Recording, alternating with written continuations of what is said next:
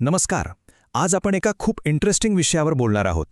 एक 300 वर्ष जुना संघर्ष मराठा आणि मोगलांचा.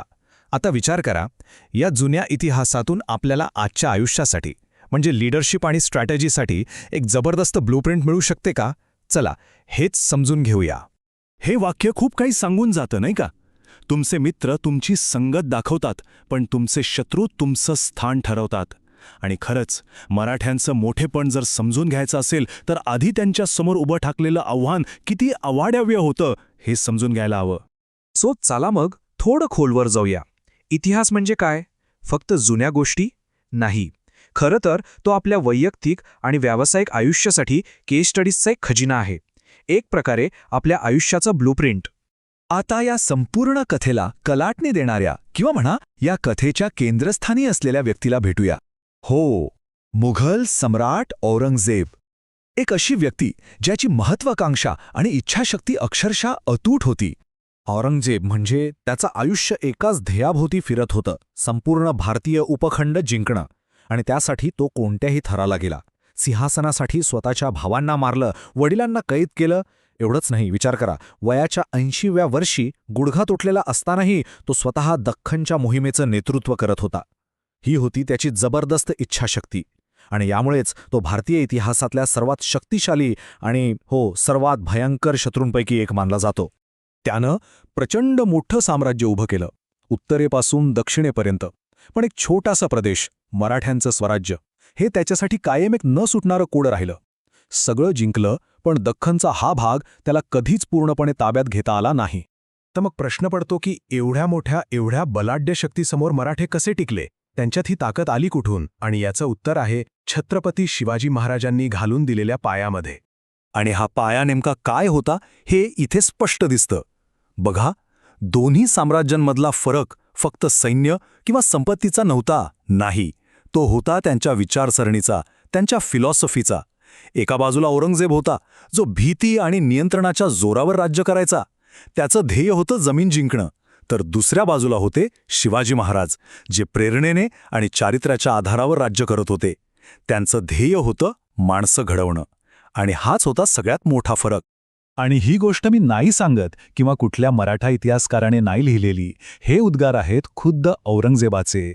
आपल्या आयुष्याच्या शेवटी आपल्या सर्वात मोठ्या शत्रूबद्दल बोलताना तो म्हणाला होता, त्याने मजबूत किल्ले तर बांधलेच, पण त्यापेक्षाही महत्त्वाचं म्हणजे त्याने कधीही न हरणारी मजबूत चारित्र्याची माणसं तयार केली. खरं तर शिवासारखा शत्रू मिळणं हे आमचं भाग्य होतं. विचार करा, शत्रूने केलेलं हे कौतुक आहे.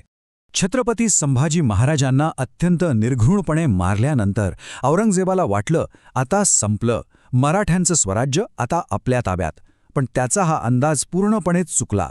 खरं तर ही शेवट नव्हता, ही तर एका महायुद्धाची सुरुवात होती. एक असं युद्ध जे तब्बल 27 वर्ष चाललं. 27 वर्ष. विचार करा, या काळात मराठ्यांनी मुघलांना एका मोठ्या लढाईत हरवलं नाही, तर हजारो छोट्या छोट्या लढाया लढून गनिमी काव्यानं त्यांना अक्षरशः खिळखिळं करून सोडलं. संभाजी महाराजांच्या बलिदानानं तर संपूर्ण महाराष्ट्रात जणू काही एक ज्वालाच पेटवली. आणि हा लढा तेव्हाच संपला जेव्हा 1707 औरंगजेबाचा दख्खनमध्येच मृत्यू झाला. आणि त्यांची रणनीती म्हणजे ती तर कमालीची होती. त्यांनी युद्धाला आर्थिक युद्धाचं स्वरूप दिलं. म्हणजे कसं तर बघा, मुघलांच्या प्रचंड सैन्याला एक किल्ला जिंकायला लावायचा. त्यासाठी त्यांचा प्रचंड पैसा आणि वेळ खर्च व्हायचा. मग पावसाळा आला की सह्याद्रीच्या दऱ्याखोऱ्यांतून फक्त मराठ्यांनाच रस्ते माहीत असायचे. त्याचवेळी हल्ला करून तोच किल्ला परत जिंकायचा. पुन्हा औरंगजेबाने तोच किल्ला जिंकायला खजिना रिकामा करायचा. हे चक्र सतत सुरू राहिलं. आणि याचा परिणाम, जगातलं सर्वात श्रीमंत साम्राज्य त्यांनी अक्षरशः कंगाल करून सोडलं. चला, औरंगजेबाचा मृत्यू झाला, सर्वात मोठा बाहेरचा शत्रू संपला. आता वाटलं असेल की सगळं ठीक होईल, पण नाही. आता मराठ्यांसमोर एक नवीन आणि खरं सांगायचं तर अधिक धोकादायक आव्हान उभं राहिलं. प्रश्न असा आहे की औरंगजेबाच्या मृत्यूनंतर मराठ्यांचा सर्वात मोठा शत्रू कोण होता? बाहेरचा तर कोणी उरला नव्हता. मग कोण? उत्तर थोडं धक्कादायक आहे, पण इतिहासात हेच वारंवार घडताना दिसतं. त्यांचे सर्वात मोठे शत्रू बनले ते स्वतः. मराठेच मराठ्यांचे शत्रू बनले. धोका आता बाहेरून नाही तर आतूनच निर्माण झाला होता, ज्याला आपण कधीकधी क्रॅब मेंटॅलिटी किंवा खेकडा प्रवृत्ती म्हणतो, तसंच काहीसं. आणि हे कसं झालं? तर मुघलांनी एक खूप हुशारीची खेळी केली. त्यांनी संभाजी महाराजांचे पुत्र शाहूजी, जे त्यांच्या कैदेत होते, त्यांना सोडून दिलं. का? कारण त्यांना माहीत होतं की यामुळे मराठ्यांमध्ये सत्तेसाठी संघर्ष सुरू होईल. एका बाजूला ताराराणी आणि दुसऱ्या बाजूला शाहू महाराज. आणि झालंही तसंच. मराठा शक्ती दुभंगली गेली. ह्यातून एक खूप मोठी शिकवण मिळते. कधीकधी आपला पराभव शत्रूमुळे होत नाही, तर मिळवलेलं यश न पचल्यामुळे किंवा सांभाळता न आल्यामुळे होतो. तर मग या संपूर्ण ऐतिहासिक संघर्षातून, या महागाथेतून आपण आपल्यासाठी कोणता बोध घेऊ शकतो? याचा आपल्या आयुष्यासाठी काय ब्लूप्रिंट मिळतो?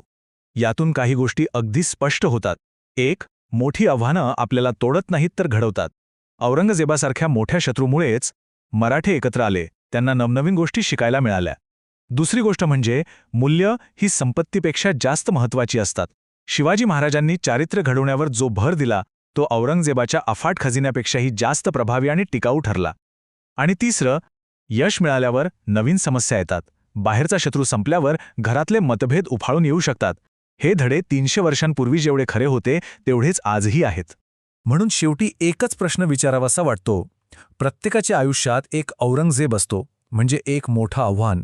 मग प्रश्न हा आहे की हे आव्हान आपल्याला घडवतंय की आपल्याला तोडतंय? कारण शेवटी आपलं स्थान आणि आपलं चारित्र्य ही आव्हानच ठरवत असतात.